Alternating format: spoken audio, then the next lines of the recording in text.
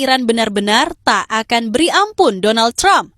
Di mana setelah Donald Trump mengakui jika Amerika diam-diam sudah tebar rudal dan jet tempur di Arab untuk menghancurkan ibu kota Iran yaitu Teheran dan semua rudal-rudal milik Iran.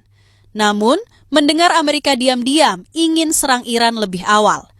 Dua Mayor Jenderal Iran, yaitu Mayor Jenderal Muhammad Pakpur dan Mayor Jenderal Abdul Rahim Mousavi, langsung luncurkan 80 rudal Fatah versi terbaru Iran dan 50 kapal induk drone Angkatan Laut Iran, yaitu Shahid Bahman, langsung hancurkan 3 pangkalan militer Amerika Serikat yang berada di Timur Tengah. Bahkan, serangan Iran tersebut berhasil menewaskan 25 tentara Amerika dan 3 perwira aktif tertinggi Amerika Serikat. Tak hanya itu, salah satu Mayor Jenderal Amerika yaitu Gerald A. Donohue mengaku ketakutan melihat 80 rudal Fatah Iran dan 50 kapal induk drone Angkatan Laut Iran Shahid Bahman bisa hancurkan 3 pangkalan militer Amerika.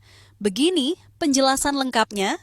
The soldier dug the foxhole deeper. It's that mentality that I need our airmen to adopt. And whatever they are responsible for, they need to...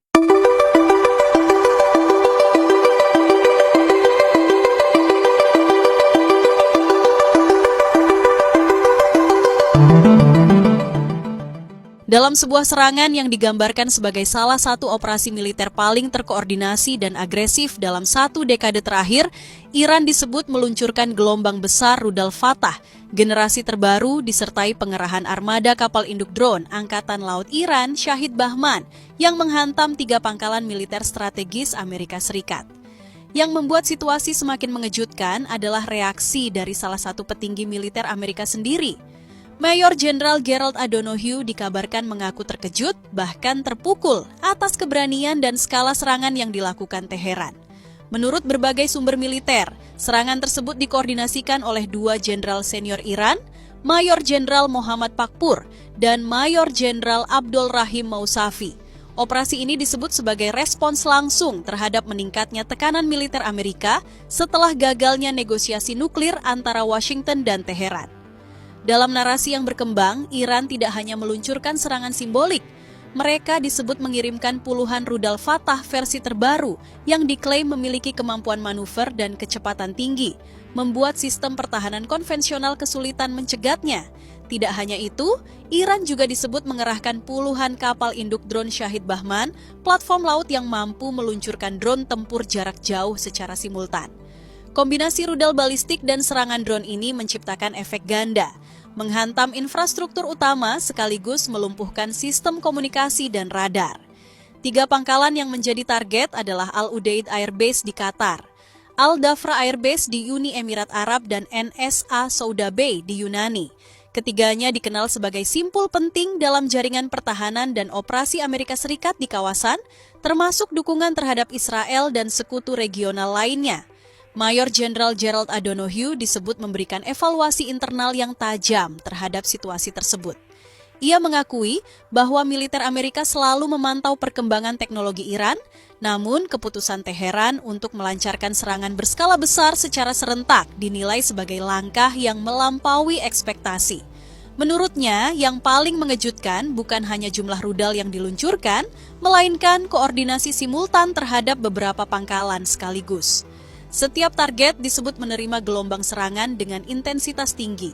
Mayor Jenderal Gerald A. Donohue juga menilai bahwa Iran tampaknya sengaja memilih pangkalan yang memiliki kedekatan geopolitik dengan Israel. Hal ini menurutnya bukan kebetulan, melainkan pesan yang diperhitungkan dengan matang. Mereka tahu persis simbolisme dari target tersebut. Serangan itu dilaporkan menimbulkan korban jiwa di pihak Amerika.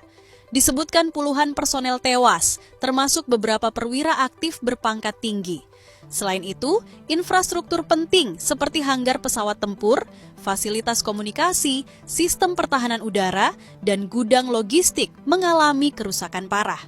Menurut Mayor Jenderal Gerald A. Donohue, dampak kehancuran menunjukkan bahwa Iran telah melakukan perencanaan detail terhadap titik-titik vital di setiap pangkalan. Mereka tidak menyerang secara acak. Mereka menyerang untuk melumpuhkan. Ketegangan ini bermula dari memburuknya hubungan diplomatik antara Amerika Serikat dan Iran. Setelah pertemuan tidak langsung di Oman untuk membahas isu nuklir, negosiasi disebut mengalami kebuntuan. Presiden Amerika Serikat Donald Trump sebelumnya mengisyaratkan bahwa Washington mempertimbangkan opsi militer jika kesepakatan tidak tercapai. Dalam wawancara dengan media internasional, ia menyebut kemungkinan pengerahan kelompok serang kapal induk tambahan ke Timur Tengah. Entah kita akan membuat kesepakatan atau kita harus melakukan sesuatu yang sangat keras. Pernyataan tersebut dinilai oleh Iran sebagai ancaman terbuka. Iran kemudian disebut memilih strategi preemptif atau serangan pendahuluan dengan alasan mencegah serangan lebih dulu terhadap Teheran dan fasilitas militernya. Mayor Jenderal Donohue juga menilai bahwa serangan ini bukan hanya ditujukan kepada Amerika Serikat, tetapi juga sebagai sinyal keras kepada sekutu-sekutu Washington di kawasan. Menurut analisisnya, Iran ingin menunjukkan bahwa mereka memiliki kemampuan untuk menyerang target strategis jauh dari wilayahnya sendiri. Dengan menyasar pangkalan yang memiliki hubungan operasional dengan Israel, Iran dinilai ingin mengirim pesan deterensi regional. Kita harus membaca ini sebagai perubahan keseimbangan psikologis di kawasan. Serangan ini langsung memicu kekhawatiran global. Negara-negara di Timur Tengah meningkatkan kewaspadaan militernya. Pasar energi bergejolak. Para pemimpin dunia menyerukan deeskalasi sebelum konflik berkembang menjadi perang terbuka. Namun bagi Mayor Jenderal Gerald E. Donohue, situasi ini telah membuka babak baru dalam dinamika keamanan regional. Ia mengakui bahwa keberanian Iran menjadi faktor yang tidak bisa lagi diremehkan. Kami menghadapi aktor yang bersedia mengambil risiko besar untuk mempertahankan kepentingannya. Pernyataan itu mencerminkan kesadaran bahwa konflik ini bukan sekadar pertarungan senjata, tetapi juga pertarungan strategi, persepsi, dan dominasi geopolitik. Dunia kini menahan napas. Apakah Washington akan membalas dengan kekuatan penuh atau memilih jalur diplomasi untuk mencegah perang yang lebih luas? Satu hal yang pasti, eskalasi ini telah mengubah peta ketegangan di Timur Tengah secara drastis dan meninggalkan pertanyaan besar tentang arah masa depan stabilitas kawasan.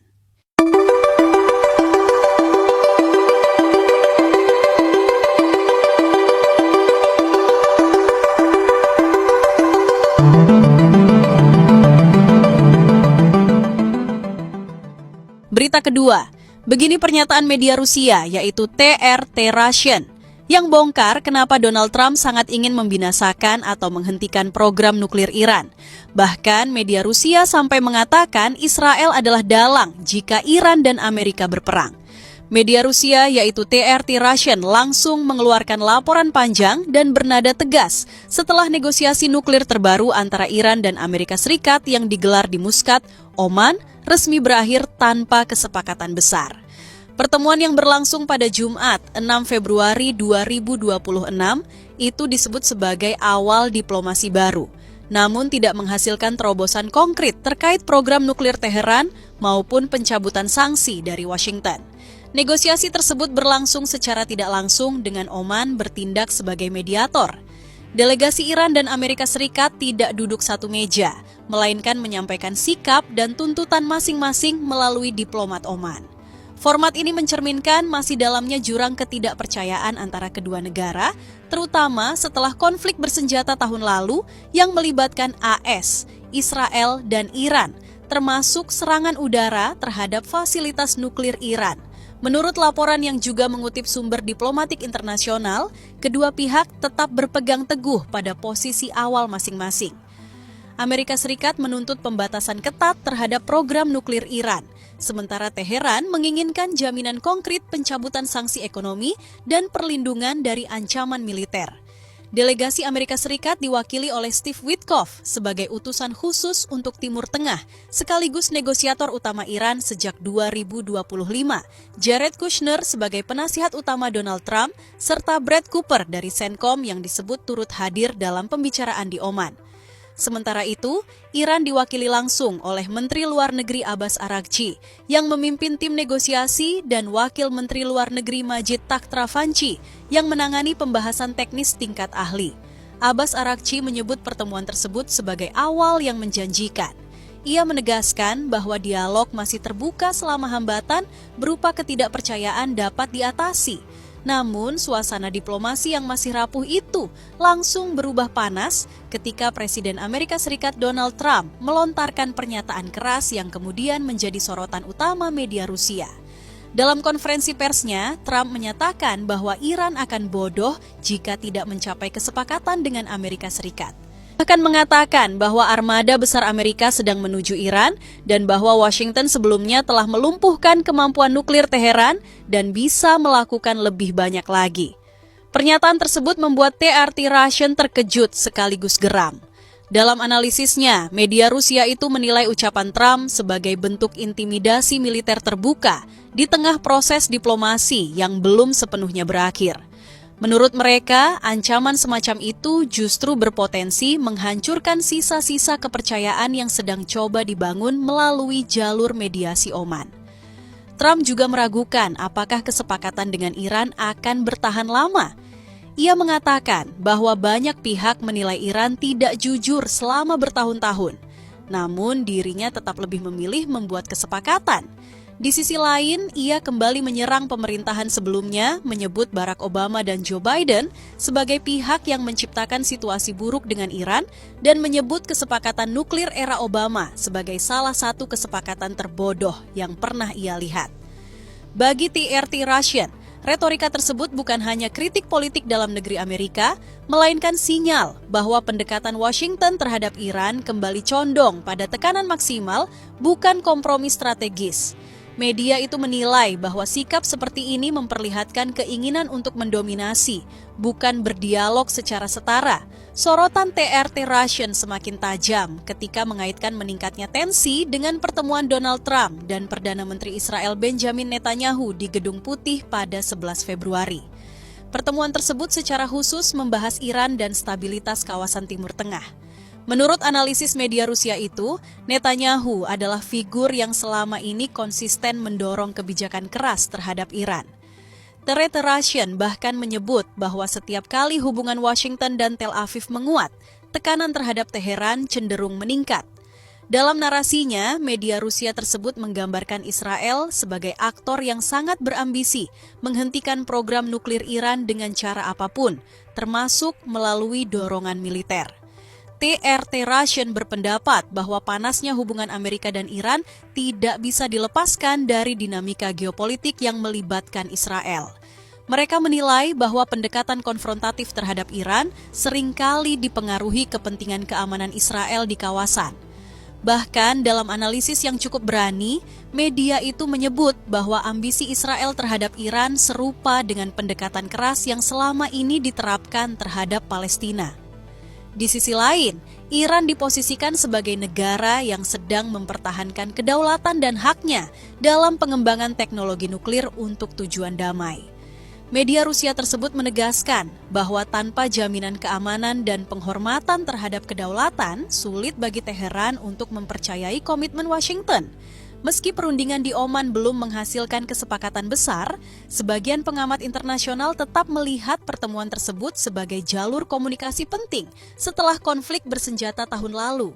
Namun, TRT Russian memperingatkan bahwa ancaman militer yang dilontarkan Trump bisa merusak momentum diplomasi yang sedang dirintis.